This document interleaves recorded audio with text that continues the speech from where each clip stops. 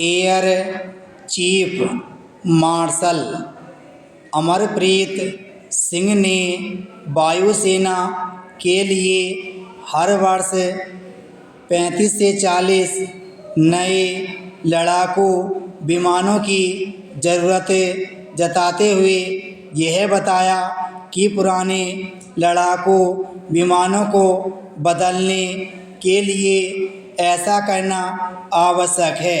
उन्होंने घरेलू रक्षा उपकरणों के महत्व पर भी बल दिया। उन्होंने इस पर प्रसन्नता व्यक्त की कि HAL ने अगले वर्ष 24 तेजस लड़ाकू विमान बनाने का वादा किया है।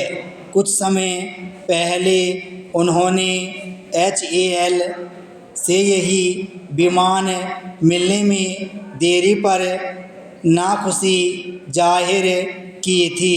उन्होंने जब से वायुसेना प्रमुख का दायित्व संभाला है तब से वह न केवल स्वदेशी रक्षा सामग्री को लेकर मुखर हैं बल्कि वायुसेना की ज़रूरतों को लेकर भी।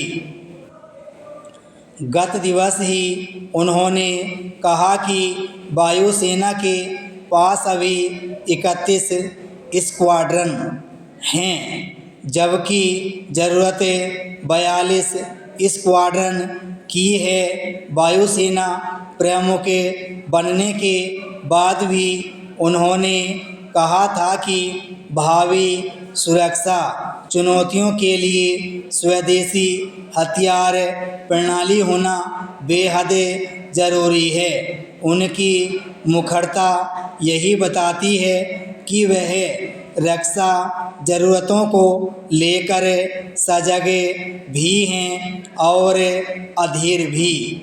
यह ठीक है कि रक्षा ज़रूरतों के लिए जैसी मुखरता वायुसेना प्रमुख दिखा रहे हैं वैसी अन्य सेनाओं के प्रमुख सार्वजनिक रूप से प्रदर्शित नहीं कर रहे हैं। लेकिन इससे इनकार नहीं किया जा सकता कि भारत को लड़ाकू विमानों और अन्य रक्षा उपकरणों के मामले में आत्मनिर्भर होना होगा। यह सही है कि मोदी सरकार ने इस दिशा में ठोस कदम उठाए हैं और अब भारत अनेक रक्षा उपकरण बना भी रहा है और उनकी बिक्री भी कर रहा है, जिसके चलते रक्षा सामग्री का निर्यात लगातार बढ़ रहा है।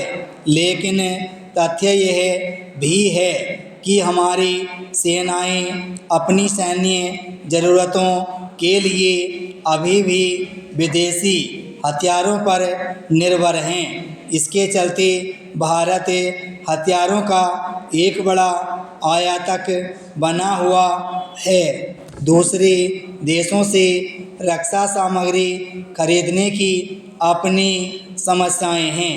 कई बार ज़रूरी रक्षा सामग्री समय पर नहीं मिलती या फिर वह बहुत महंगी होती है।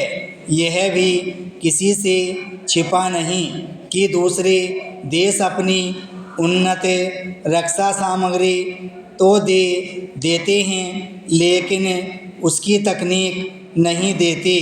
कई बार आयातित रक्षा उपकरणों के कल पुर्जे मिलने में भी देरी होती है। हाल में अमेरिका ने भारत को F-35 लड़ाकू विमान देने की पेशकश की, लेकिन यह कहना कठिन है कि क्या उनकी हमें ज़रूरत है। यह भी ध्यान रहे कि तेजस लड़ाकू विमानों के निर्माण में देरी का एक कारण यह बताया गया था कि अमेरिका से उसके इंजन समय पर नहीं मिल सके। विराम स्टॉप।